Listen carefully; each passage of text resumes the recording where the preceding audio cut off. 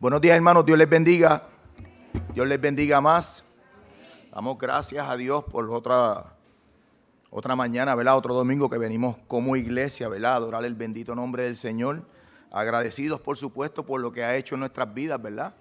Yo entiendo que casi todos somos, ¿verdad?, hermanos en Cristo. Le damos gracias a Dios porque Él ha tenido su misericordia, nos ha alcanzado, ¿verdad? Ha tenido misericordia para nosotros.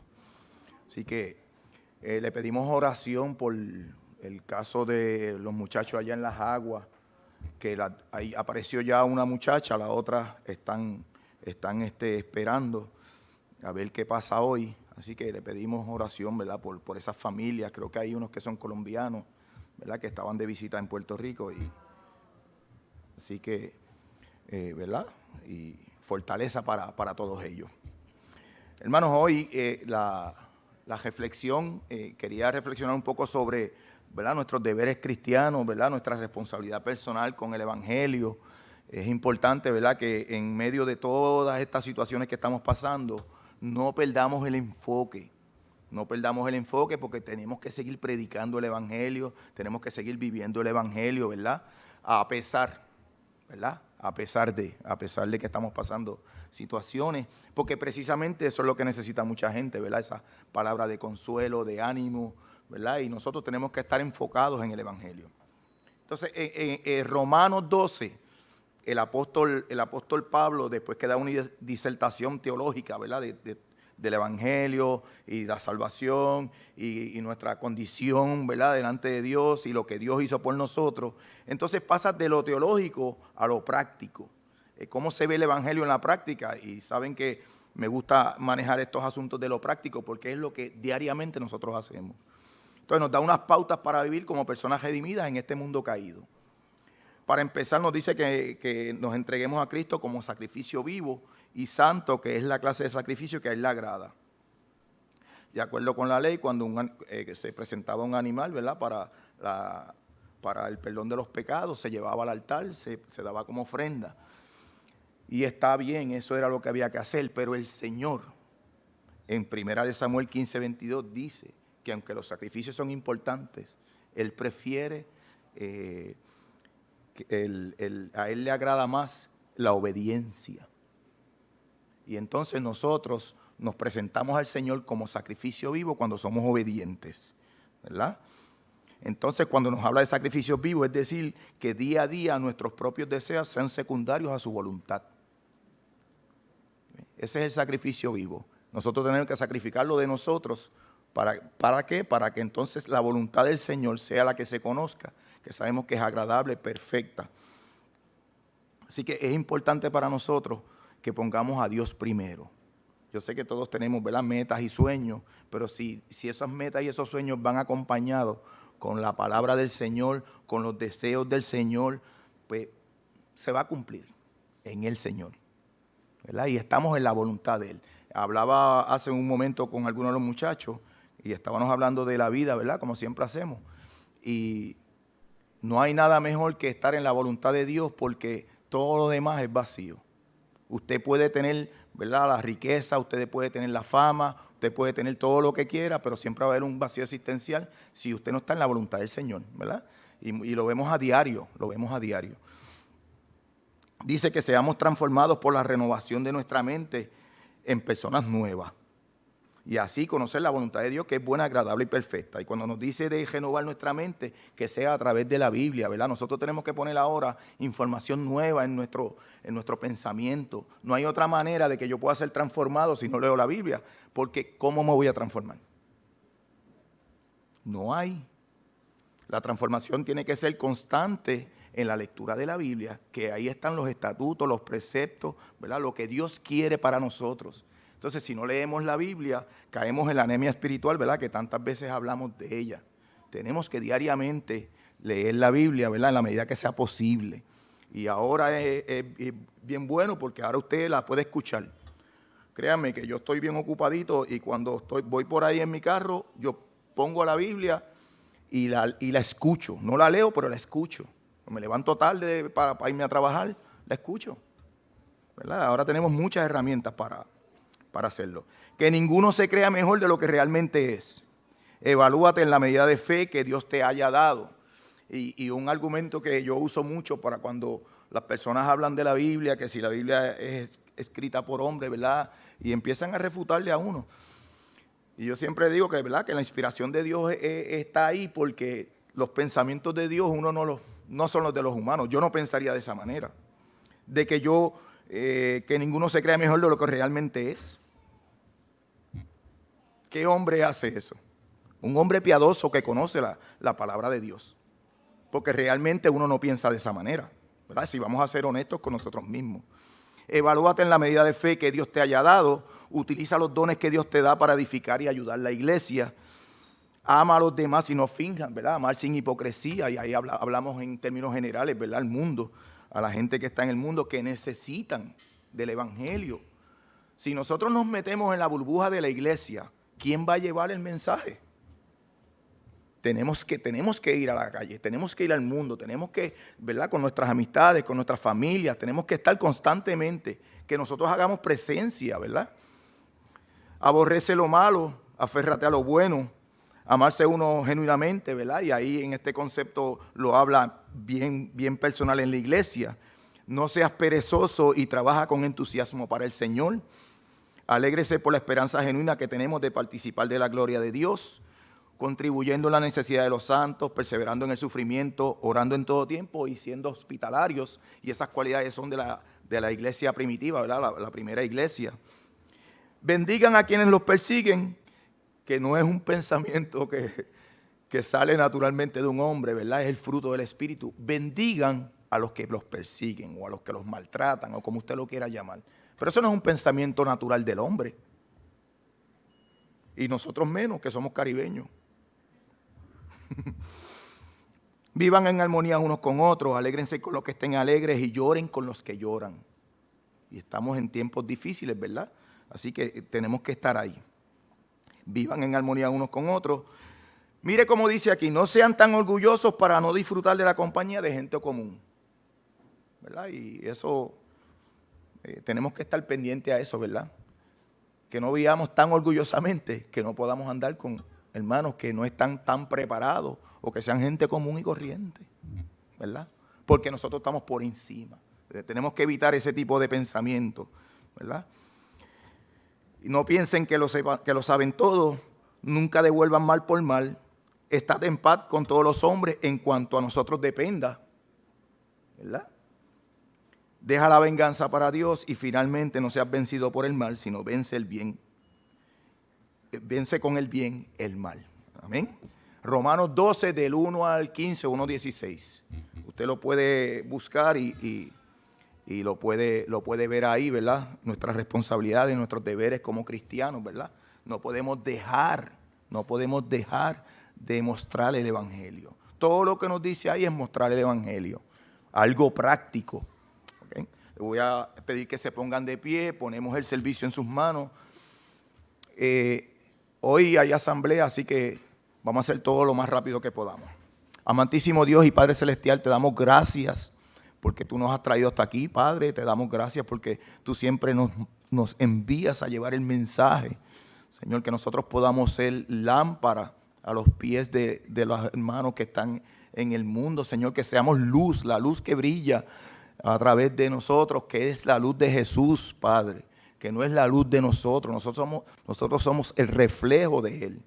Padre, te damos gracias por nuestra salvación, por eso estamos aquí, venimos todos los domingos, porque tu misericordia nos alcanzó en algún momento, Padre, y hay gente que necesita la misericordia y la gracia tuya, Padre. Estamos aquí para llevar el evangelio, para predicarlo, Señor, para que la gente pueda ver esa esperanza viva que está en nosotros, Padre. Esa esperanza de la gloria venidera que nosotros esperamos con tu segunda venida, Padre. Permítenos vivir una vida santa, agradable y perfecta a ti, Padre. Perdona nuestros pecados, Padre, porque somos imperfectos, estamos en este cuerpo de muerte. Miserable de mí, decía el apóstol Pablo, y nosotros también lo decimos, miserable de mí. Gracias te damos, Señor, porque tú nos permites renovar nuestra mente a través de la palabra, a través de tu forma de pensar, Padre, que es la palabra, que es lo que nosotros necesitamos para cambiar nuestras vidas. Por eso es que tu palabra es viva y eficaz y corta como una espada de doble filo, Señor, y penetra hasta los tuétanos, ¿verdad? Nos transforma, pero es tu palabra, Señor. Tenemos que estar en ella constantemente. Escuché a un pastor decir en estos días que para que la iglesia tenga un avivamiento hay que volver a lo básico. Y yo creo firmemente en eso. Es que hay que volver otra vez a la palabra. Nada más. Todo lo que hagamos es ideas de hombre, conceptos de hombre. Vuelve a la palabra, predica la palabra y la palabra transformará al hombre. No las ideas ni los pensamientos de nosotros. Gracias, Padre, por eso.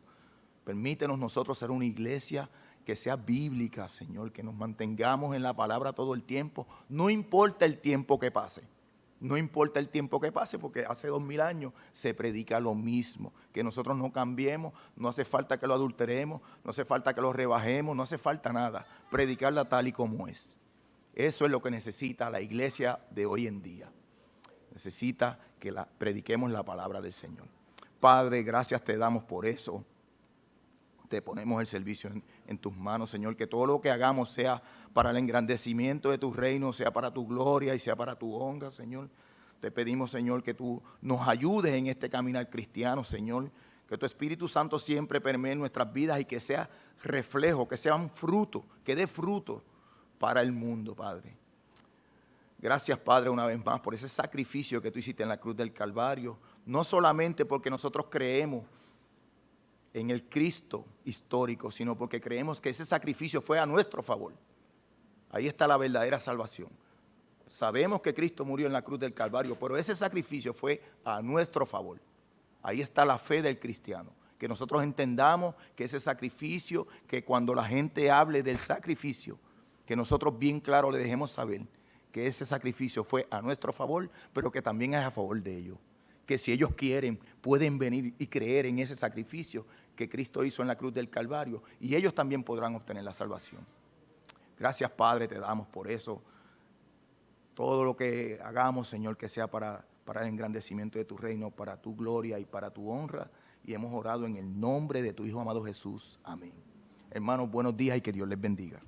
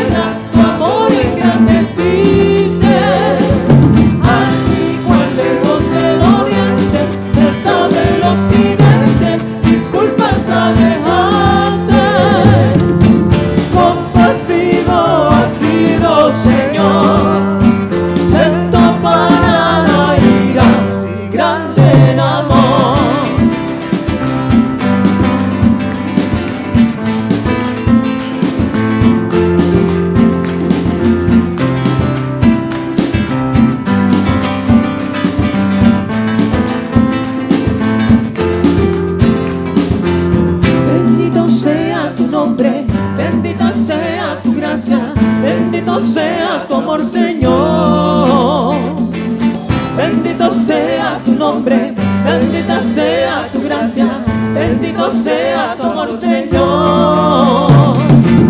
Bendito sea tu nombre, bendita sea tu gracia, bendito sea tu amor, Señor. Bendito sea tu nombre, bendita sea tu gracia, bendito sea tu amor, Señor. Así cuán alto está el cielo, por sobre la tierra, tu amor engrandeciste. Así cuán lejos del oriente está del occidente, disculpas alejaste.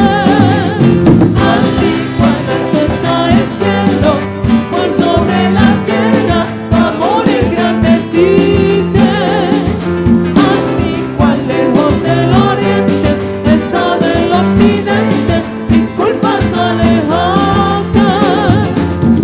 Compasivo has sido, Señor, compasivo has sido, Señor, lento para la ira y grande en amor.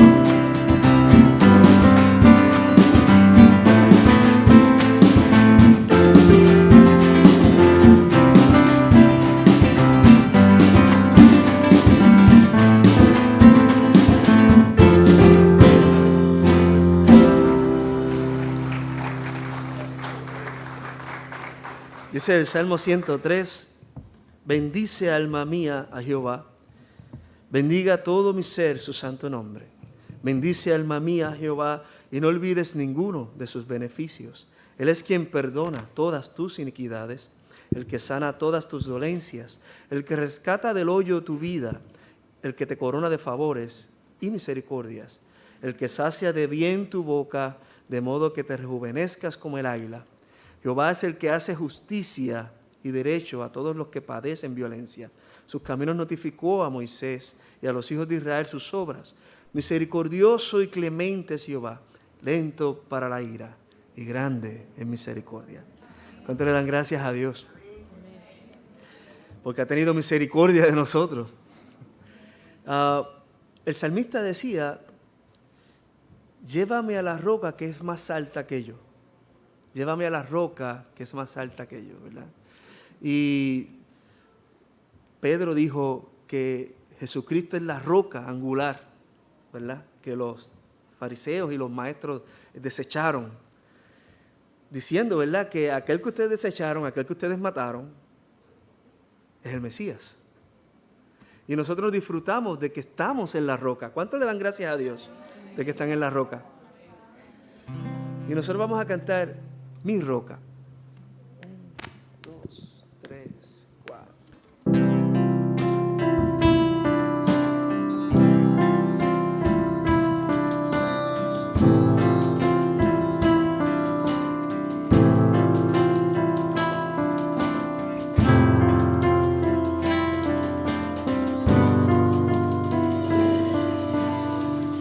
Mi esperanza está en Jesús,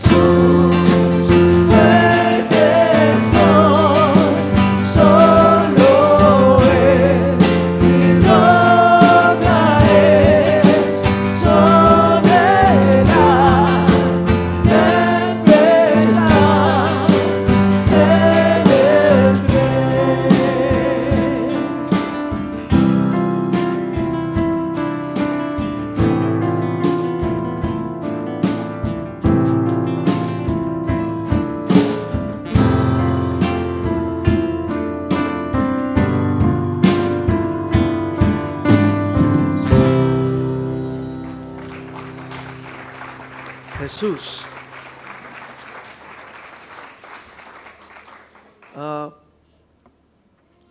Cuando María fue anunciada por el ángel de que iba a tener un hijo, ¿verdad? Ella era virgen. Y le preguntó al ángel, ¿cómo es posible esto? O sea, ¿cómo es posible que yo pueda quedar embarazada, ¿verdad? Porque soy virgen, no conozco a nadie, o sea, todavía no tengo esposo. Y el ángel le dijo que el Espíritu Santo le iba a cubrir, ¿verdad? Y el hijo que iba a nacer de ella era santo. Pero también le dice que su prima Elizabeth, que era estéril, iba a tener un hijo, ya estaba en su 6º mes de embarazo. Y el ángel dice, porque para Dios nada es imposible. Luego los discípulos, ¿verdad? Jesús está hablando de que para un rico es más difícil entrar al reino de los cielos, ¿verdad? Que un camello entre por la aguja, por el roto de una aguja. Y está hablando, ¿verdad?, de la salvación. Y los discípulos dicen, diache, si eso es así, ¿quién se salvará? Y Jesús dice, bueno, para el hombre es imposible, pero para Dios no es imposible. Y una y otra vez vemos durante toda la Biblia que lo que para el ser humano es imposible, para Dios es posible. ¿Por qué? Porque Dios es todopoderoso, porque Dios es soberano, porque Dios es Dios. Y más allá de todo, ¿verdad? Cuando miramos la salvación que tenemos en Cristo Jesús, nadie se puede salvar por sí mismo. Es imposible usted salvarse a sí mismo. Pero cuando usted pone su fe en Cristo, cuando usted pone su fe en aquel que murió en el Calvario y que resucitó al 3er día, lo que para usted es imposible, para Dios no lo es. ¿Cuánto le dan gracias a Dios? ¿Cuánto le dan gracias a Dios? Y vamos a estar cantando y celebrando y adorando y alabando al Dios del imposible. 1, 2, 3, 4.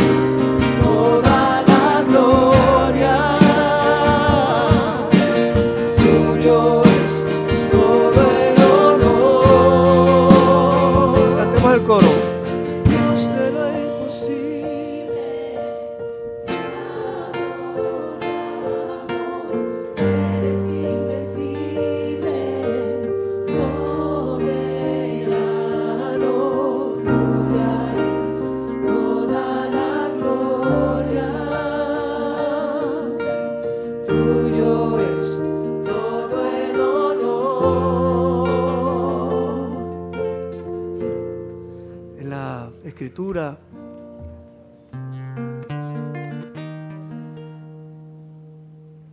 en el libro de Hebreos dice que no haya dureza en nuestro corazón, ¿verdad? En incredulidad, para no creer lo que Dios puede hacer.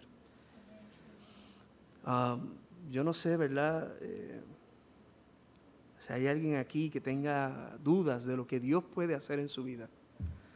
Quizás has visto durante mucho tiempo esa muralla, esa montaña, ¿verdad? De frente, pero Dios dijo que para el que cree todo es posible. Confiemos, creamos, vamos a creerle a Dios. Vamos a creerle a Dios. Es importante que cuando cantemos, ¿verdad? Usted crea que Dios puede hacer un milagro en su vida, que Dios puede obrar en su vida. No solamente estamos hablando de milagros de sanidad ni nada de eso. Estamos hablando de que Dios puede obrar en tu vida y si tú te rindes, ¿verdad? Si tú sigues su voluntad, Dios puede transformar tu vida. Dios puede ir trabajando en tu vida, transformándote a la imagen de Jesucristo, ¿verdad? Que es lo que Él quiere, que seamos iguales a Jesucristo. O sea, no caigas en la trampa de creer que porque ese pecado está continuamente en tu vida, que tú no puedes ser como Jesús, porque tú puedes ser como Jesús. No lo digo yo, lo dice la Biblia. Creámosle a Dios, creámosle que Dios puede transformarte, creamos que Dios puede llevarte, ¿verdad? Que Dios puede hacerte a la imagen de Jesús. Y si estás orando por alguien que llevas mucho tiempo orando por esa persona, para que esa persona conozca a Cristo, que Cristo venga a su vida, no desmayes. Continúa orando por esa persona. Continúa orando por esa persona. Dice la palabra, ¿verdad? Que Abraham iba a sacrificar a Isaac porque él confió en que si aún matándolo, Dios lo podía resucitar de entre los muertos. ¿Cuándo dices amén? Dios puede resucitar tu vida, puede resucitar la vida de tus seres queridos. Puedes vencer el pecado. De hecho, el pecado no es nada contra Dios, ¿verdad? Confiemos en el poder de Dios. Confiemos en el poder de Dios. Dios es todopoderoso. Vamos a cantar una vez más ese coro. Y cántelo creyéndole a Dios. Créale a Dios. Créale a Dios. Créale a Dios. Dice, Dios de lo imposible. 1, 2, 3 y... Dios de lo imposible, te adoramos, eres invencible, soberano, tuya es toda la gloria, tuyo es todo el honor. Dios de lo imposible, Dios de lo imposible.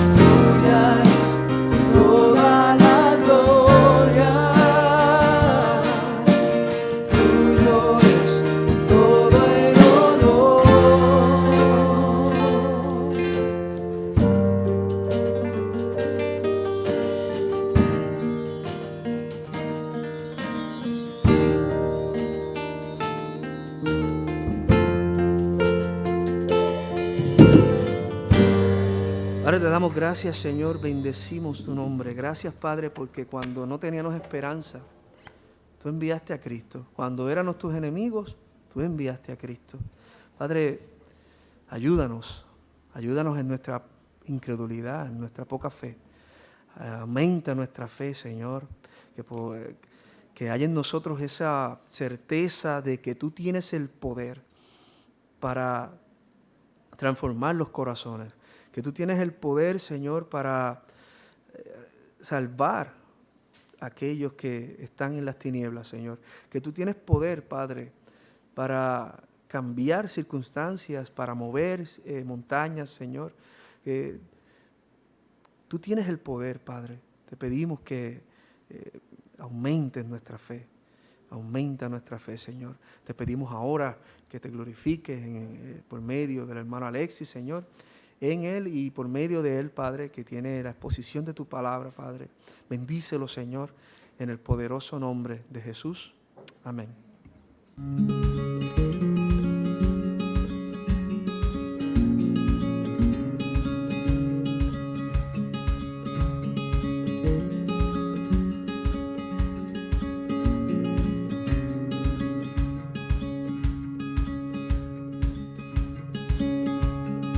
A sus clases.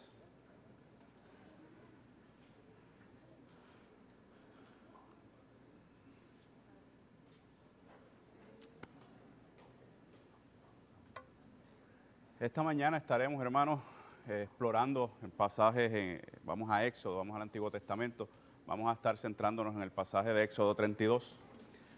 Pero antes de entrar directamente al pasaje, quisiera que repasemos algunos versículos del mismo Éxodo, ¿verdad? Antes de llegar a esa área.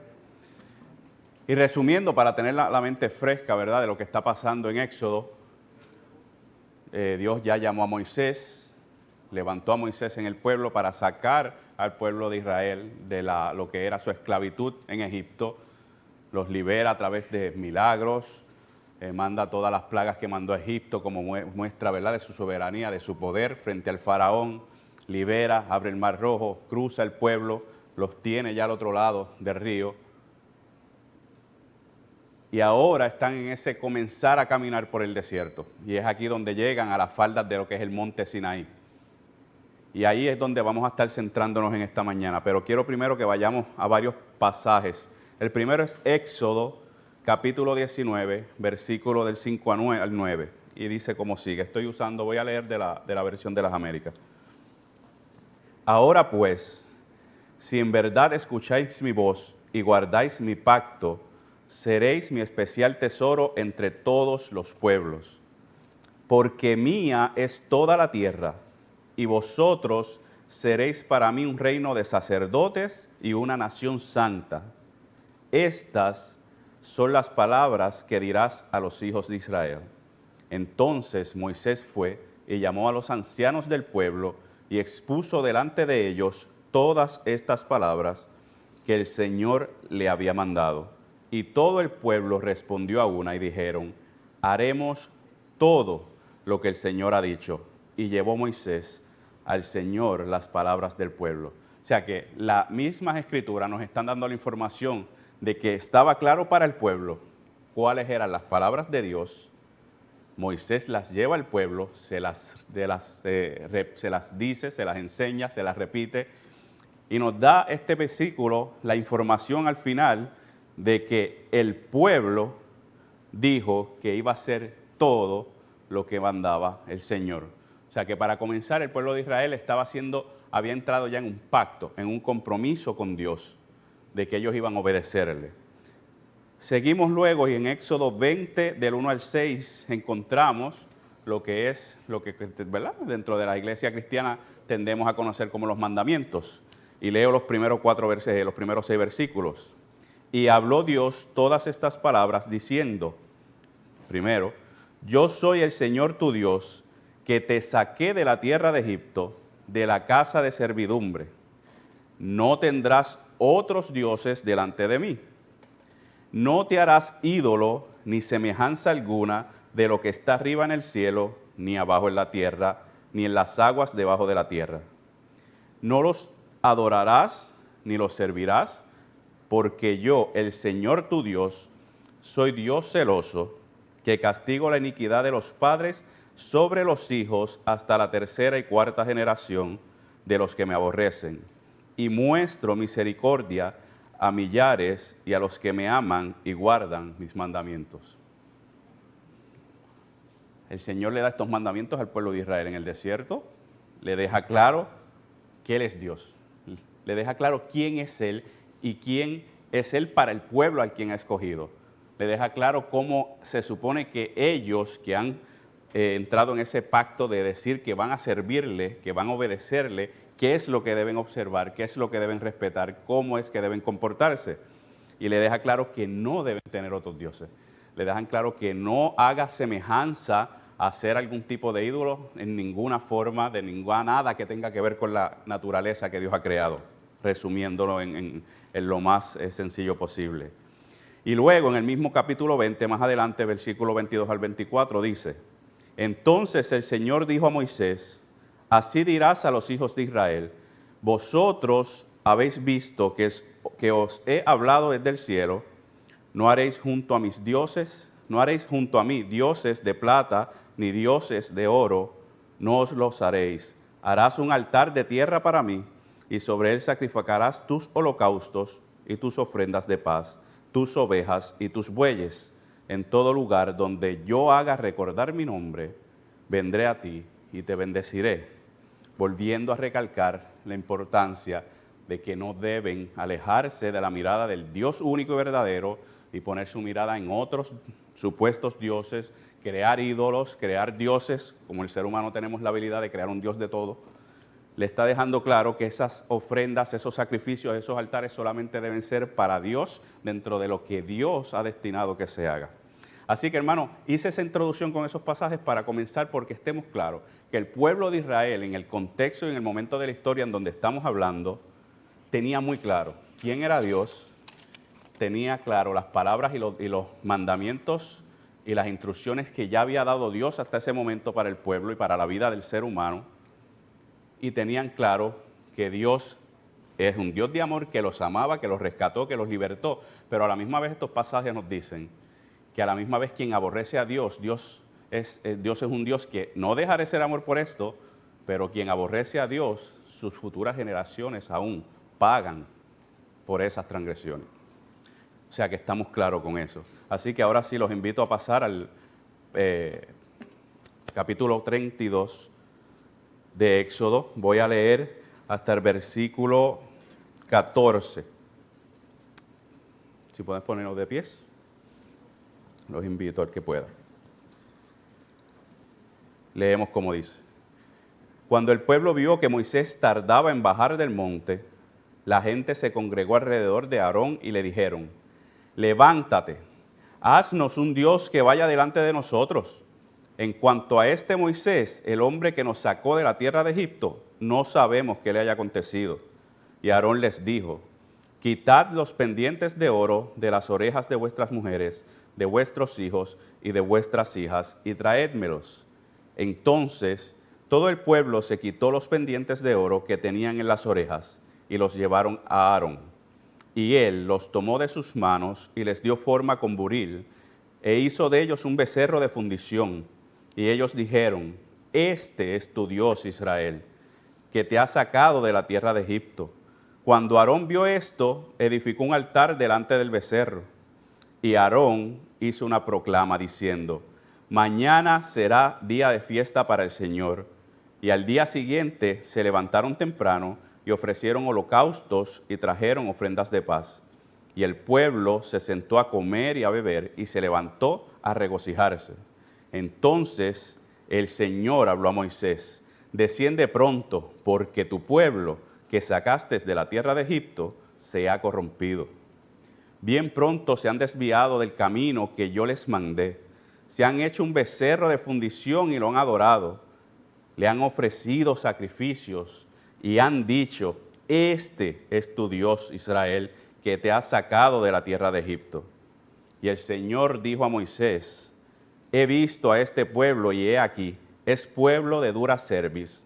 Ahora pues, déjame para que se encienda mi ira contra ellos y los consuma, mas de ti yo haré una gran nación. Entonces Moisés suplicó ante el Señor su Dios y dijo: oh Señor, ¿por qué se enciende tu ira contra tu pueblo, que tú has sacado de la tierra de Egipto con gran poder y con mano fuerte? ¿Por qué han de hablar los egipcios diciendo: con malas intenciones los ha sacado, para matarlos en los montes y para exterminarlos de la faz de la tierra? Vuélvete del ardor de tu ira y desiste de hacer daño a tu pueblo. Acuérdate de Abraham, de Isaac, de Israel, siervos tuyos, a quienes juraste por ti mismo y les dijiste, yo multiplicaré vuestra descendencia como las estrellas del cielo, y toda esta tierra de la cual he hablado daré a vuestros descendientes, y ellos la heredarán para siempre. Y el Señor desistió de hacer el daño que había dicho que haría a su pueblo. Acompáñenme en orar. Padre, gracias por tu palabra, Señor, gracias por habernos dejado tu escritura para poder aprender la historia de tu pueblo, para poder ver cómo has obrado en el pasado, cómo obras hoy en nuestras vidas y poder saber cuáles son las promesas que tienes para nuestro futuro.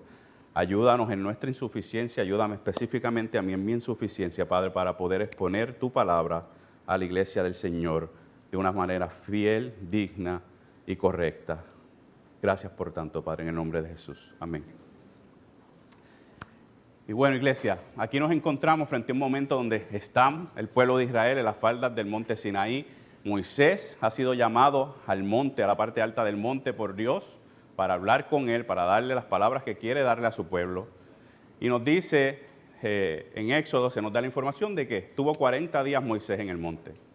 Así que el pueblo está abajo, dejaron a Aarón, quien había sido llamado al sacerdocio para el pueblo, y Moisés deja a Aarón a cargo, ¿verdad? Se esperaría que es el sacerdote del pueblo y que iba a estar a cargo, iba a cuidar por el bienestar del pueblo, mientras Moisés, quien era visto como el líder principal del pueblo en ese momento, está en la presencia de Dios en la parte alta del monte Sinaí. Pero pasan los 40 días y el pueblo comienza a hacerse preguntas, ¿verdad? Bien raro porque a los humanos no nos pasa eso, ¿verdad? Empieza a hacerse preguntas, van 30 y no baja, van 32 y todavía no llega. Y yo vi que de momento ya salió fuego en la parte de arriba del monte. Yo creo que a Moisés tiene que haberlo consumido el fuego de Dios. Yo creo que a lo mejor se murió y habrá aparecido otro por ahí diciendo, yo creo que él sabe lo que viene y se huyó y nos dejó solos aquí. 10 teorías habrán salido, al igual que salen nosotros diariamente cada vez que hay una noticia en Facebook y salen muchas teorías. Yo me imagino que pasaba lo mismo porque somos humanos al fin. Lo importante es que el pueblo se desespera, empieza a sacar la vista de las promesas de Dios, empieza a sacar la vista de la centralidad de lo que Dios había dicho que tenían que hacer y empiezan a buscar entonces en qué confiar. Y es ahí que dentro de esa necesidad de algo tangible, algo visible, ellos entonces le dicen a Aarón, Moisés se fue, ese hombre nos sacó de Egipto, que lo mismo que viene pasando durante toda la historia de Éxodo, lo mismo que le decían a Dios y a Moisés todo el tiempo, nos sacaron de Egipto. Ellos no pensaban que eran esclavos, que allá los maltrataban, que allá los hacían lo que hacían. Ellos lo único que se acordaban es que de allá todos los días le daban algo de comer. Y acá entonces nos sacaron de Egipto. ¿Para qué? Para pasar hambre. Y pasa el tiempo, nos sacaron de Egipto. ¿Para qué? Porque no tenemos agua hoy. Mira, nos sacaron de Egipto para 40 días aquí abajo sin saber qué vamos a hacer. Empiezan a reclamar hasta que le dicen a Aarón, como dice el pasaje, nosotros necesitamos a quien adorar, ¿verdad? Estoy parafraseando. Nosotros necesitamos a quien adorar, nosotros necesitamos un Dios. Nosotros necesitamos que tú hagas algo, porque tú eres el sacerdote. Nosotros necesitamos que tú nos muestres a quién vamos a seguir durante la caravana por el desierto, porque ya Moisés se desapareció.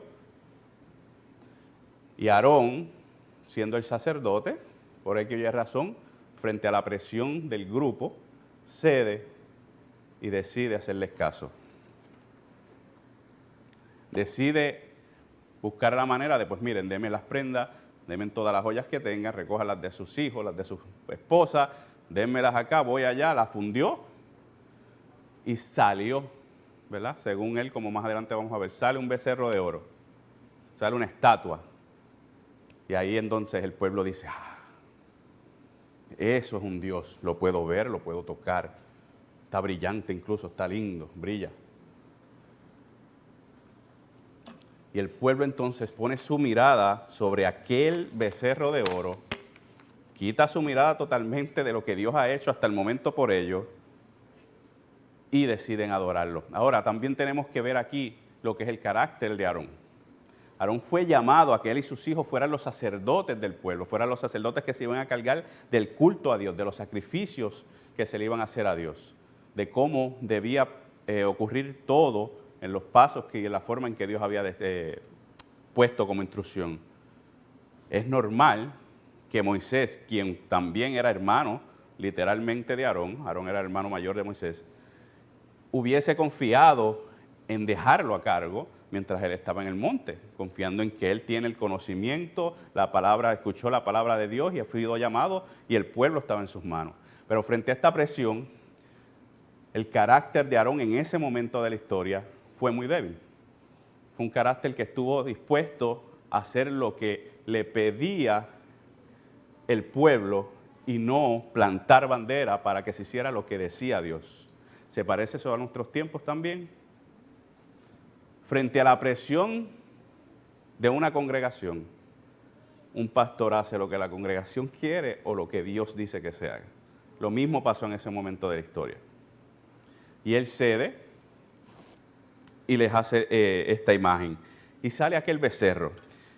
Hermanos, es importante que entendamos, porque en el español de nosotros y en el contexto de nosotros, la palabra becerro tiende a usarse como algún tipo de novillo pequeño, joven, pero no lo vemos como algo imponente. De hecho, en nuestro argot boricua, ¿qué le tendemos a decir a alguien cuando queremos enfatizar en que está haciendo algo mal? Usamos la palabra becerro. Por lo tanto, el becerro para nosotros es un torito pequeño, medio débil, que se tropieza, ¿verdad? Pero en el contexto de la traducción del hebreo, que se traduce aquí como becerro, lo que quiere dejar claro es que están hablando de un toro joven, un toro que está en sus primeros 3 años de vida, donde es que el animal está en su mayor pic de fortaleza, de virilidad, donde es donde tienden a empadronar, ¿verdad? Y a usarlo para sacar crías, donde su cuerpo está más corpulento. Así que tenemos que tener claro eso. Hicieron una imagen de algo que para ellos representaba poder, representaba un animal imponente, fuerte. Y también tenemos que entender de dónde ellos vienen. Ellos vienen de Egipto. En Egipto, uno de los dioses de Egipto se llama Apis, y es precisamente representado por la figura de un toro tipo humanoide, pero la cara completa es de un toro. Este dios Apis era un dios en Egipto que era visto por cuestiones de fertilidad, por cuestiones de bonanza, de que las cosas estén bien.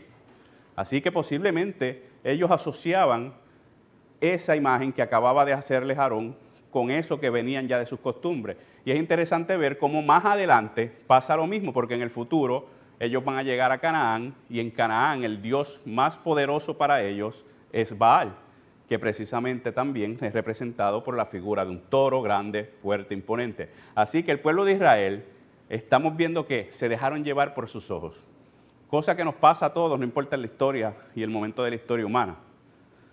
Precisamente hemos hablado muchas veces de que Israel, en el momento en que llegó Jesucristo, ¿por qué fue que no lo siguieron ni lo aceptaron? Porque ellos esperaban un rey desde la forma en que lo ve el ser humano, desde la forma en que lo ven los gobiernos. Alguien grande, fuerte, con una espada, encima de un caballo, un ejército lleno de armas. Eso mismo ya está pasando desde el principio. Tienen a Dios, vivieron milagros, vieron cómo ellos hicieron, cómo Él hizo las plagas, vieron cómo Él abrió el mar, vieron cómo Él proveyó de la nada. Pero siguen siendo cosas de un Dios invisible. Siguen siendo cosas de un Dios que no tiene un cuerpo. Y en su ignorancia y su poco entendimiento humano, ellos querían algo visible, ellos querían algo tangible. Y hermanos, el problema es que Dios es el único Dios, eso es lo que nos enseña la Biblia. Frente a este panorama, podemos ver que Aarón no deja de creer en Dios. Aarón no deja ni siquiera de buscar la manera de que adoren al Dios verdadero. Frente al momento en donde el pueblo dice, este es nuestro Dios, el que nos sacó de Egipto. O sea que también tienen la falta de respeto y el atrevimiento de achacarle a esa estatua que acaban de ser creada frente a sus ojos, fabricada frente a sus ojos. Y ellos dicen, ese fue el que nos sacó de Egipto, el toro ese. Pero el problema es que Dios no comparte su gloria. Y Aarón sabe eso Aarón lo tenía claro, pero frente a la presión él dice, déjame usar este momento y como quiera vamos a llevarlo a la adoración. El problema es que Aarón buscó decir, vamos a hacer este día para una fiesta para el Señor, pero no tuvo en el buen boricua los pantalones de decirle, pero ese toro se va. No, vamos a seguir con el torito, pero a la misma vez vamos a meter a Dios por el lado y van los dos caminando. Eso es lo que trató de hacer Aarón. Eso es peor, yo creo, que si hubiera, por lo menos un impío dice Dios no existe y ya está claro, esa es su opinión. triste es que alguien que diga seguir a Dios acepte que ese otro supuesto Dios camine al lado de Dios según, ¿verdad?, lo que ellos estaban viendo allí. Así que ese es el pecado que Aarón cometió en ese momento. Fue algo grave, fue algo que abrió las puertas a un pecado muy grande. Y entonces pasamos a ver cómo ellos empiezan con la festejanza. Empiezan a festejar. Dice que comían y bebían y se regocijaban. Volvemos a lo mismo que pasa con la palabra becerro. En nuestro español son palabras que nosotros no tienen ningún problema. Cuando buscamos el original hebreo y hacemos la traducción de lo que significaban las palabras en el hebreo, lo que se está refiriendo es a un comer y beber de borrachera. Incluso dentro del concepto en el hebreo original se incluye el que se usaba esas palabras para decir que era una fiesta en donde había borrachera, se comía de forma sin control y había inmoralidad sexual. O sea que el pueblo de Israel, en las faldas del monte donde en ese preciso momento está el Dios único, todopoderoso y creador de la tierra, hablando con su líder, ellos están a las faldas del templo adorando un becerro de oro que acaban de fabricar con sus joyas, que acaban de atribuirle que fue quien lo sacó de Egipto, y la supuesta celebración que Aarón empujó porque era para Dios, está llena de borrachera, de desenfreno y de inmoralidad. Ese era Israel en ese momento. Así que Dios le dice, y lo como yo como un acto de misericordia, el que Dios le haya dicho a Moisés allá arriba lo que estaba pasando y no lo haya dejado que se lo encontrara de sorpresa. Yo lo cojo como un acto de misericordia con Moisés, que no le dieron ataque. Pero le dice, mira, vete, baja, porque lo que está pasando allá abajo es que tu pueblo, ese pueblo corrompido, acaban de hacer un becerro, acaban de hacer un ídolo, y lo están adorando y diciendo que fue él el que lo sacó de Egipto. Ese pueblo tuyo que tú sacaste de Egipto no tiene ya, de verdad que no, yo los voy a destruir a todos. Le dice que son de dura cerviz. Y es una buena es un buen ejemplo para nosotros analizar lo que Dios quiso decirle con eso. ¿Qué es la cerviz? La cerviz es esta parte de atrás, lo que cubre las vértebras. Cuando usted brega con ganado, que lo usa para arar, o brega con caballos y los doma, usted tiene que literalmente lo que se le tiende a decir como romperle el cuello, romperle la cerviz, no literalmente, sino se refieren a domarlo hasta que haces que él se acostumbre a girar donde tú quieres. El músculo de ellos son grandes. Y él está diciendo, es que este pueblo es de dura cerviz, está comparándolo con ese caballo salvaje que tú lo jalas y él no quiere ir para donde tú le dices, él va a seguir para donde le da la gana. Así le está diciendo Dios que era el pueblo. Está diciendo, este pueblo tuyo, no importa si yo les jalo la brida para la izquierda o para la derecha, ellos van a seguir para donde ellos quieren. Y yo estoy tratando de alarlos para que no vayan para donde van a terminar mal. Yo estoy tratando de alarlos para que giren a tiempo antes de caer en el pecado, pero ellos son duros del cuello. Ellos no giran. Y es ahí donde entonces Dios le dice, como ya mencioné a Moisés, parafraseando, yo voy a destruirlo. A ti yo te voy a garantizar la promesa que hice y la voy a cumplir. De ti va a salir una gran nación, le dice a Moisés, pero el pueblo lo voy a destruir. Y ahí Moisés entonces pasa, que es los versículos finales del pasaje que leímos, a implorarle a Dios por el pueblo, a ir a donde Dios, interceder por el pueblo, pedirle que le dé la oportunidad, pedirle, mencionarle lo que ella hizo por ellos, acordarle, ¿verdad? Y cuando decimos esto, no es que Dios se lo olvidó. Acuérdense que para que nuestra mente humana entienda lo que está pasando, muchas veces en la historia bíblica le dan algunos atributos a Dios como si fueran cosas humanas, pero es porque nosotros no tenemos la capacidad de entenderlo de otra forma. Pero ahí donde Moisés empieza a decirle, mira, ¿y qué van a decir los egipcios? Mira, después que los sacó de aquí para dejarlos morir allí o los mató en medio del desierto. Mira, ¿qué van a decir los enemigos del pueblo, verdad? Intercede, lo cual Moisés, que también tuvo sus fallas como humano y como pecador que es, al igual que todos, habla muy bien de él como líder. El que aún diciéndole, no, de ti está bien, de ti va a salir el pueblo, pero no, él siempre se quedó con el pueblo en ese sentido y reconocía la falla, intercedía por él y cogió sus cantazos por el pueblo muchas veces. Y entonces Dios finalmente dice, pues sabes que está bien, no los voy a exterminar. Ahora, hermano, el hecho de que no haya exterminado el pueblo no significa que no hay repercusiones. Y algo que nosotros, y más si somos creyentes y decimos ser creyentes, que tenemos que entender y que no se nos debe olvidar es que el pecado tiene siempre consecuencias. Por medio de Cristo y de su sacrificio, si tú estás en Él, si le aceptaste, tú no vas a tener vida, tú no vas a tener muerte eterna, pero no significa que no vas a tener consecuencias.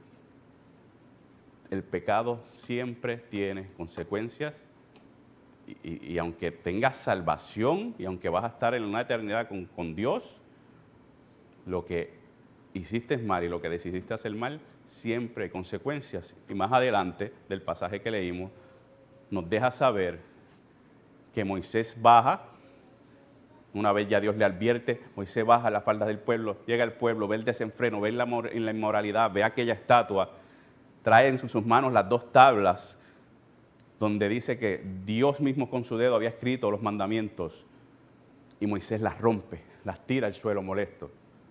Un simbolismo de que acababa de dejarle claro al pueblo, con ese simbolismo de romper las tablas, que está diciendo el pacto en el que ustedes entraron, en aquella promesa que ustedes quedaron de que iban a ser el pueblo de Dios y que iban a obedecerle, así como yo acabo de romper estas tablas de la ley, es como ustedes han roto ese pacto. Y para todo aquello, coge aquel ídolo, lo vuelve a quemar, lo hace cenizas, lo rompe hasta que no puede más, demostrándoles a ellos que aquel no era ningún Dios, demostrándoles a ellos que aquello no tenía ningún poder. Y dice que los tiró a las aguas y que incluso hizo que el pueblo se bebiera el agua con las cenizas de aquel becerro. Ahí llegó Moisés, molesto. Molesto porque sabía que Dios en su ira tenía todo el derecho de exterminarlos de la faz de la tierra y él seguía intercediendo con ellos. Pero molesto porque él no podía seguir siendo el líder de un pueblo si no llamaba al pueblo a arrepentimiento y si no mostraba que lo que estaba mal y que lo que había que pagarse, había que pagarse. Y ahí llegamos al versículo 25 y dice lo siguiente: y viendo Moisés al pueblo desenfrenado, porque Aarón les había permitido el desenfreno para hacer burla de sus enemigos, se paró Moisés a la puerta del campamento y dijo: el que esté por el Señor, venga a mí. Y se juntaron a él todos los hijos de Leví. Y les dijo: así dice el Señor, Dios de Israel: póngase cada uno la espada sobre el muslo, y pasad y repasad por el campamento de puerta en puerta, y matad cada uno a su hermano, y a su amigo, y a su vecino. Y los hijos de Leví hicieron conforme a la palabra de Moisés, y cayeron aquel día unos 3,000 hombres del pueblo. Moisés le reclama a Aarón. Aarón, siguiendo los buenos ejemplos de su padre Adán, lo primero que dice es: no, lo que pasa es que ellos me estaban metiendo presión y pues yo, para tratar de calmarlos, cogí las joyas y las tiré ahí y salió ese becerro. Para tú crear una estatua tú tienes que fundirlo, moldearlo y darle la forma final. Pero la forma en que el pasaje dice que Aarón le contestó a Moisés, él lo que trató de decirle a Moisés fue que como que él echó eso ahí, pero el becerro salió solo. Esa falta de carácter, ese pecado que hay en nosotros cuando hemos estado en contra de Dios.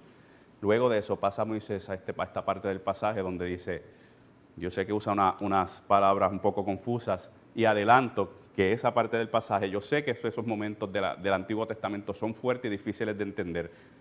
Hermanos, tenemos que recordar contexto. El contexto de la historia en ese momento, el contexto de quién era el pueblo y de cómo era que las cosas estaban funcionando en ese momento. Y no permitir que momentos en pasajes difíciles o que pueden sonar atroces, porque sé que es la palabra que tienden a usar, nos haga pensar que Dios es diferente antes o ahora, o que Dios es un Dios malvado. Así que quédense conmigo estos minutos que faltan a aclarar eso. Él dice, vuelvo y parafraseo para hacerlo más fácil, Moisés se para y dice, quienes todavía, en otras palabras, quienes todavía aquí estén y crean en el Dios a que le servimos y estén dispuestos a pararse firmes por lo que Dios diga, párese conmigo. Y dice que se pasaron los de Leví. O sea que los únicos hombres que en ese llamado no participaron de aquel desenfreno y decidieron pararse firmes al lado de Moisés, fueron los levitas. Y la instrucción fue, este grupo de hombres que está por Dios, y lo que quiere decir eso es que ese grupo de hombres estaba dejando claro que para ellos era más importante Dios que su familia, que sus amigos, que sus vecinos, en el buen sentido de la palabra. No estamos hablando de que es que me use la excusa, no, es que yo me voy para la India, abandono mi familia porque es que voy de misionero. No es eso, eso Dios no lo va a hacer. Lo que está diciendo ahí es que frente a la decisión de un grupo que acaba de darle la espalda a Dios, ellos están dejando claro de que este es mi tío, este es mi vecino, este es mi amigo de la infancia, pero yo estoy claro que él acaba de renegar a Dios y yo no voy a irme con él. Yo me paro con Dios, aunque me duela y aunque sea mi pariente. Eso es lo que está explicando el pasaje. Lógicamente, en aquel contexto y por la forma en que Dios destinó que esto trabajara, lo dice bien claro. La instrucción fue que estos hombres pasaran por todo el pueblo y con su espada le dieran muerte a todos aquellos que habían sido, en resumen, causa del desenfreno y de la decisión que se había tomado. Y dice que murieron a causa de espada de estos hombres, 3,000 hombres. O sea, que sí el pecado tuvo una consecuencia directa, aunque Dios en su misericordia perdona al pueblo en general como pueblo, no los borra de la faz de la tierra. 3,000 hombres murieron a causa de ese pecado. Y fue una instrucción clara. Yo no puedo pararme aquí y decir, ¿verdad? Y buscar una forma, no es que esto es simbólico, es que no. Eso fue lo que pasó. Y sigue siendo el mismo Dios al que usted y yo le servimos hoy, igual de amoroso. Es un Dios santo, es un Dios de ley y orden, es un Dios que tiene unas instrucciones para su pueblo. Así que, hermanos,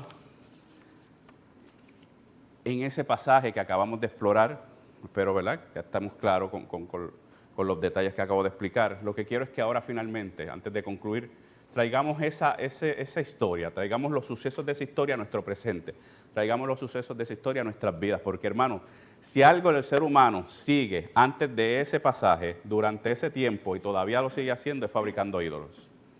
Si algo se nos hace fácil es fabricar dioses. Y hay dos variantes en las que nosotros fabricamos dioses. Primero, fabricamos dioses de cualquier cosa externa. Nosotros cogemos el trabajo y lo volvemos un dios o un ídolo. Muchos de nosotros lo hacemos. Nuestro trabajo se convierte en aquello a lo que veneramos, a lo que servimos, a lo que morimos por ellos cuando no lo hacemos con Dios. Otros cogemos familiares y los hacemos ídolos, sea nuestro cónyuge, sea nuestros padres, sea nuestros hijos. Habemos personas que cogemos un hijo y el hijo tiene más mandatos que Dios en la casa. Eso es un ídolo. Cuando un hijo en la casa manda más que los padres, eso es un dios. Usted crea un ídolo y está por encima de Dios, porque si la palabra explica cómo criar y usted no cría como Dios dice y el que manda es el nene, sí, usted hizo un dios en su casa. Lo mismo pasa si lo hace con su cónyuge. Lo mismo pasa si permite que sus padres sean los dioses de su vida. A los teenagers no le aplica. Estoy hablando ya después. Estoy hablando en contextos, ¿verdad?, de cuando uno empieza a renegar a Dios o a permitir que pasen cosas en la familia que sabemos que Dios no acepta porque veneramos a la familia. A veces cogemos el hobby y lo hacemos un ídolo. Algo que nos gusta hacer, algo que nos gusta dedicarle tiempo, tiene sobre nuestras vidas más importancia que Dios. A veces hacemos un ídolo de nosotros mismos. A veces nos ponemos en una estima tan alta a nosotros mismos que aunque no lo aceptemos, en nuestra mente a veces estamos nosotros dándole a Dios las directrices. A veces nos decimos que somos más que Dios, pero sentimos que estamos a la diestra del Padre. Nosotros hacemos ídolos de nosotros mismos. Nosotros hacemos ídolos de organizaciones. Aún dentro de la iglesia podemos coger una denominación, un concilio, y ponerla al nivel en donde el concilio tiene más palabra que Dios. Y si el concilio en la última reunión decretó esto, aunque vaya en contra de la Biblia, pero es el concilio. Nosotros hacemos ídolos y dioses de los ministerios. Caemos en el error de enfocarnos en la parte del servir y se nos empieza a olvidar por qué servimos y para quién. Y empezamos a hacer del ministerio que nos han dejado servir o que Dios nos ha dado la bendición de servir más importante que Dios mismo y que nuestra relación con Dios. Y el ministerio empieza a volverse un ídolo. Nosotros hacemos dioses de figuras públicas, de artistas.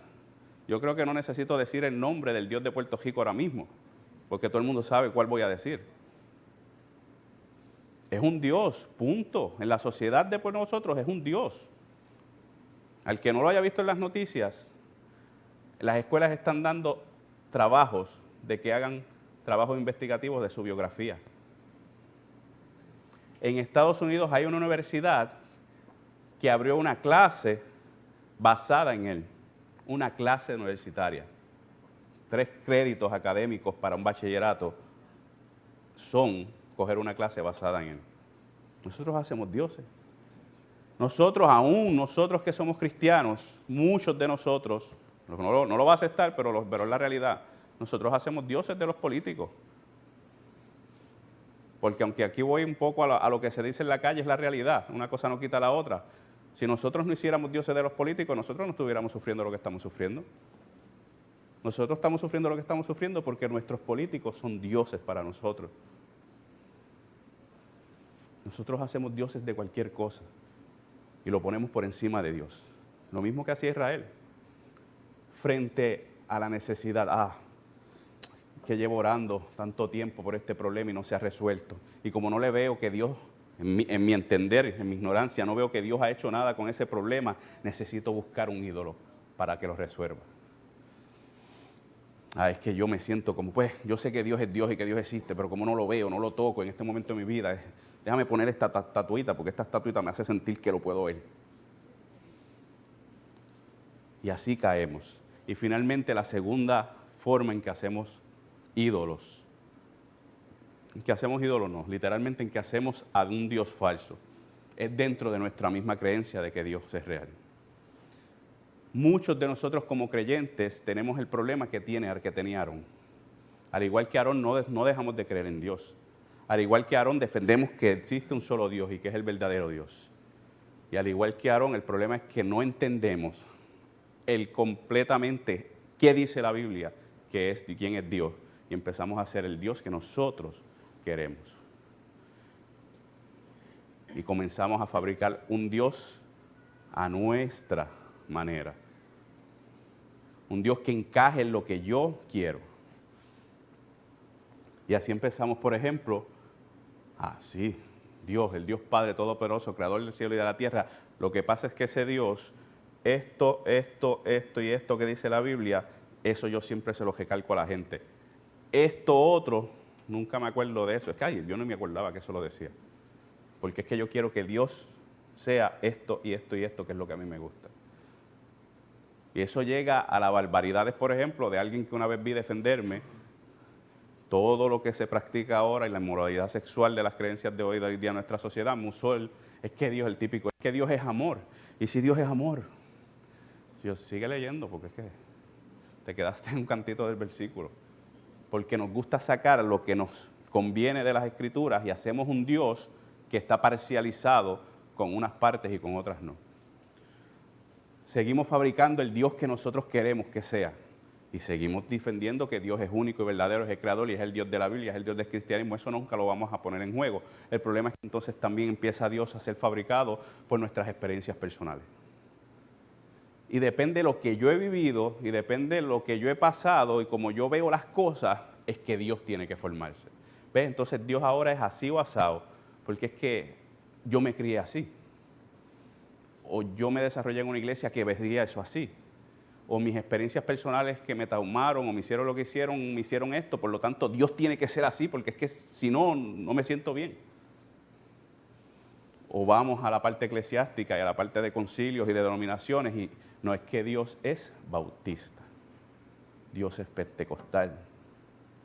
Dios es católico. Dios es adventista. Y todo el mundo va a decir Dios. Mi hermano, las 3 religiones más grandes del mundo, de donde salen, creen en el mismo Dios. Estamos claros, ¿verdad? Antes de que no estoy diciendo que es el mismo. Lo que estoy diciendo es que nacen de la raíz de Abraham. Y los 3 defienden creer en el mismo Dios, que somos los cristianos, el Islam y los judíos. Y si eso nada más no es prueba suficiente de que el Dios verdadero puede ser desvirtuado al nivel en donde hagas un Dios que no es para nada ese Dios, ¿qué más? ¿Qué otro ejemplo queremos? Dentro del cristianismo hacemos lo mismo. Dios empieza a ser moldeado por lo que a nosotros nos gusta, por lo que nuestra iglesia nos enseñó, por lo que el concilio le gusta, por la forma en que me crié eclesiásticamente hablando. Dios a veces es formado por los detalles personales. Y yo he visto cómo alguien se atreve a decir que ese muchacho no puede ser cristiano con esa camisa. Es que esa iglesia de cristiana no tiene nada, porque la música que usan para adorar, eso no es cristiano. Yo quiero que alguien me enseñe en los tiempos de Cristo dónde estaban el órgano también, porque... Entonces, lo que quiero que lleve a su mente, hermano, es que tenemos que tener cuidado, porque aún dentro de nuestra creencia en Dios, nosotros hacemos de Dios el Dios que nosotros queremos que sea, y no el que es. No podemos caer en el extremo de hacer un Dios y venderlo como algunos los quieren vender, de que está en el cielo aburrido, mirando para abajo y mandando para el infierno a todo el mundo porque se aburre, porque a veces así es que lo hacen ver. O sea, no porque el ser humano se lo merece, sino porque parece que Dios está aburrido, no tiene más nada que hacer, la forma en que lo venden. Y tampoco podemos irnos al otro extremo y pintar a Dios como que va a mandar a Jesucristo ¿verdad? Lo digo de la forma que lo voy a decir para que entiendan por qué lo digo, ¿verdad? No por falta de respeto. Como si Jesucristo fuera a bajar en un unicornio lleno de colores porque ama a todo el mundo. Es tan fácil sacar a Dios de quien es Dios y moldearlo a lo que nosotros queremos, y eso va a afectar la forma en que nuestra familia se desarrolla. Eso va a afectar la forma en que hacemos el culto. Eso va a formar la forma en que la iglesia decide, la forma en que tus hijos van a responder. No es que todo lo que nuestros hijos hagan es culpa de nosotros siempre, porque ellos van a tomar eventualmente su camino. Pero los aceptemos o no, mucho de lo que nuestros hijos hacen es por culpa de cosas que nosotros hemos hecho. Es por cómo los criamos, es por cómo los tratamos, aún siendo cristianos. Y eventualmente, si todo eso se afecta, pues claro que la sociedad se afecta. Porque a veces le estamos vendiendo un Dios que no es el Dios que la Biblia dice. Hay gente a veces que se encuentra con uno y sacamos el tema de la religión, como ellos dicen, o el tema de la Biblia, o el tema de Jesucristo, como muchos, ¿verdad? Cualquiera de los nombres que usan con la gente en la calle. Y a veces cuando hablan con uno, tú dices, por razón, él siente lo que siente hacia Jesucristo, hacia Dios. Es que todo lo que me ha dicho hasta ahora, yo no lo veo en la Biblia. Su rencor o su rechazo hacia Dios no siempre es porque es una persona, ¿verdad? Hay sus personas que ya, como la gente real, ya tienen a Satanás casi adentro y rechazan a Dios, no importa la verdad. Pero yo me he encontrado con gente que respetuosamente te escucha y que tiene sus dudas y tú los notas. Pero lo que le han enseñado en el camino y lo que le han enseñado de quién es Dios está tan lejos de la realidad bíblica que está molesto con un Dios que no existe. Y es verdad, porque ese que le enseñaron no existe. El que existe todavía nadie se lo presentó. Así que, hermanos, los invito a reflexionar sobre esto, pero lo más importante, aún todo lo que pasó el pueblo de Israel en ese momento y lo que siguió pasando, porque siguieron siendo el caballo con el cuello duro, lamentablemente. Dios sí es un Dios también, que es un Dios de ira, porque Él es perfecto, porque Él es santo. Y todos nosotros, al igual que Israel, merecemos que salgan aquellos hombres con las espadas y asesinen a todos, de verdad. La Biblia lo que me enseña es eso, nosotros lo merecemos. Suena duro, suena difícil, pero nosotros merecemos todo. Que nos asesinen, que nos abusen, que nos moramos de enfermedades, sufrimiento, hambre, peste. La Biblia me dice que nosotros como seres humanos hemos sido tan malos en contra de Dios que nosotros nos merecemos todo eso. Pero la Biblia también me dice que Dios en misericordia envió a su único Hijo a morir por todos esos pecados para que yo no tenga que pagar ese precio. Pero me dice que siempre y cuando yo libremente decida aceptar a Cristo como mi Señor y Salvador y crea fielmente en que Él hizo ese sacrificio por mí, que eso es lo que yo necesito para ser salvo y que ya yo no tengo que pagar ese precio. Como dije ahorita, nuestras decisiones tienen consecuencias como quiera. Hay cantazos que tenemos que pasar de aquí a que llegue el día de nuestra muerte terrenal por culpa de nuestras propias decisiones. ¿Verdad? Si usted hizo unas cosas que no debía y eso le afectó el riñón, posiblemente va a estar con el riñón lo que le quede de vida malo, pero va a estar salvo para la eternidad. Si usted hizo cosas que no debía y le costaron su matrimonio, posiblemente ese matrimonio ya no fue restaurado porque ya cada quien siguió por su vida, pero Dios va a restaurar su vida para la eternidad. Tal vez hay cosas que su hijo tiene que morir con ellas y con el pequeño trauma que usted le causó, pero Dios puede sanar lo que queda de esa relación a la edad que tienen. Y así sucesivamente. El precio de las cosas que hacemos, siempre hay algo. Pero lo importante es que la eternidad, esa no le va a tocar pagarla. Esa la pagó Cristo. Amén. Los invito a que se pongan de pie y oremos.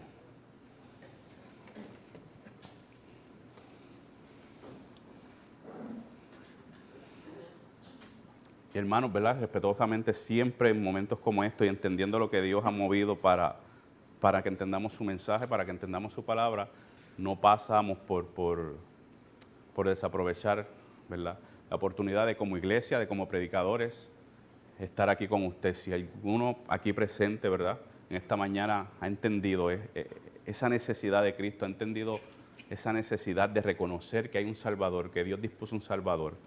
Simplemente ahí donde está, no le voy a pedir que venga acá, nada, simplemente ahí donde usted está, me levanta la mano para yo saber y orar por usted. Y oramos como iglesia por usted. Si hay alguien o si usted, al igual que el pueblo de Israel, a pesar de que es creyente, reconoce que tiene la necesidad de que ha tomado unas decisiones en contra de Dios y ha hecho ídolos en su vida que están afectando su relación con Dios y necesita oración por eso, también, ¿verdad?, lo invito a que puede levantar su mano y oramos por usted. Antes de pasar a la oración, si hay alguien, oramos. ¿Amén? Le invito ahí, que como quiera, si más adelante, ¿verdad?, desea hablar con el pastor, conmigo, con cualquiera de los líderes, puede hablar, acercársenos para orar con usted.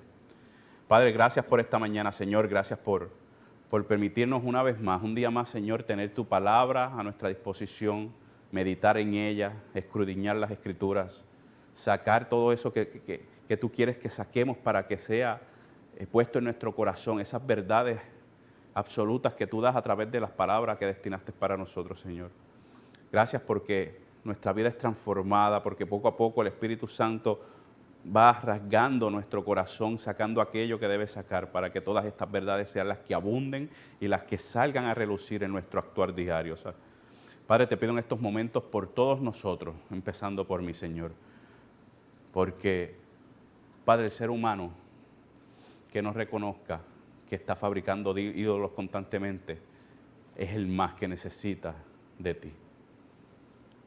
Padre, si en algún momento alguno de nosotros, en nuestra soberbia, pensamos que somos mejor que los demás y que nosotros no tenemos ese defecto, haznos reconocerlo, porque ciertamente de cualquier cosa hacemos ídolos, Señor. De cualquier cosa hacemos un Dios diferente a lo que tú eres, Padre. Y lo pregonamos y lo defendemos, Señor, y caemos en esa idolatría que afecta a nuestro corazón. Padre, te pido que en tu misericordia, así como la tuviste con Israel, mires hacia nosotros, te acuerdes de tu misericordia y de tus promesas, de aquella promesa de que vas a ser una nación grande desde Abraham y que nosotros hoy día que te hemos aceptado somos parte de esa nación, Señor. Gracias por tu misericordia infinita.